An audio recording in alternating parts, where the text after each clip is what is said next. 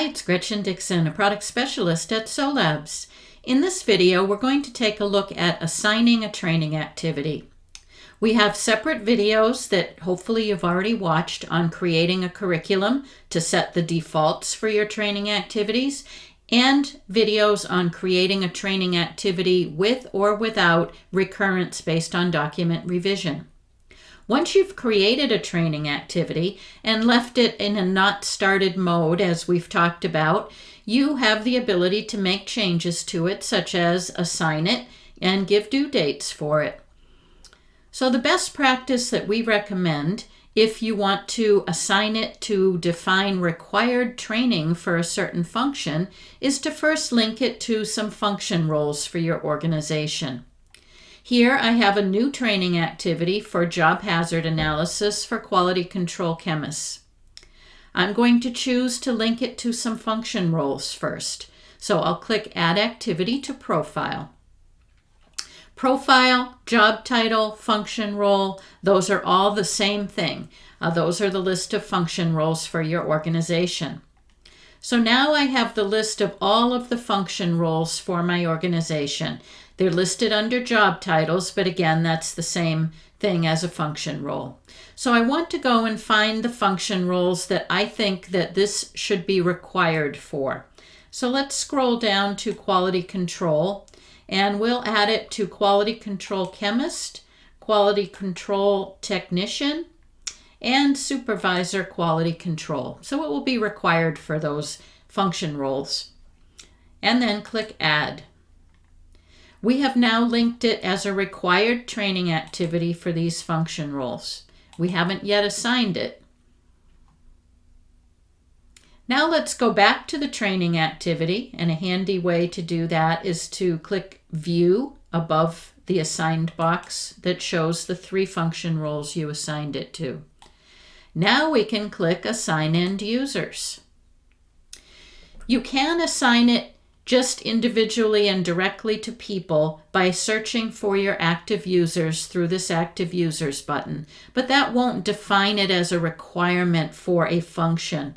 So since you have defined it as a requirement for these 3 functions, you will leave the filter set where it is at Job Title Profile. Select All for the 3 function roles you have linked. Now the people in those function roles will be displayed, and you can easily select all to get all of the people in these 3 roles. Click the Add button and then Submit. Now the activity is assigned to those users. Because you're still in a not started mode on the training activity, they haven't gotten a notification yet. So you still have the ability, if you'd like to now go in and use the Schedule Users Activity option to give them a due date. In that case, you want to change the filter to Assigned Users. They will now all show up. We'll have today as their start date. I'm going to select them all and give them 2 weeks to read this document. When I click Add, they will all be listed with their training period. I will go ahead and submit. Now, if your training activity was already active, or you had it set for recurrence to be active upon recurrence, the notifications would have automatically gone out to the people when you assigned it and gave them a due date. But in this case, as a best practice, I left it at not started so I could do all these types of things.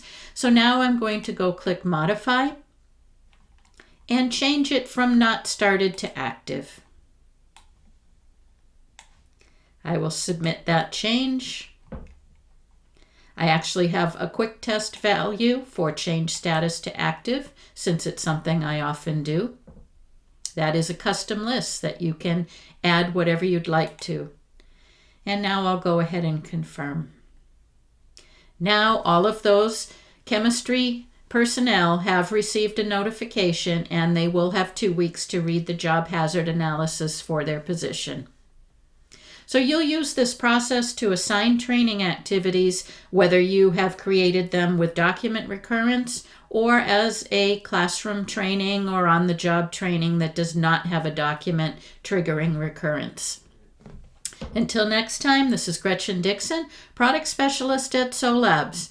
Please see our knowledge base for any articles, user guides, and more videos on the use of SOLABS QM10.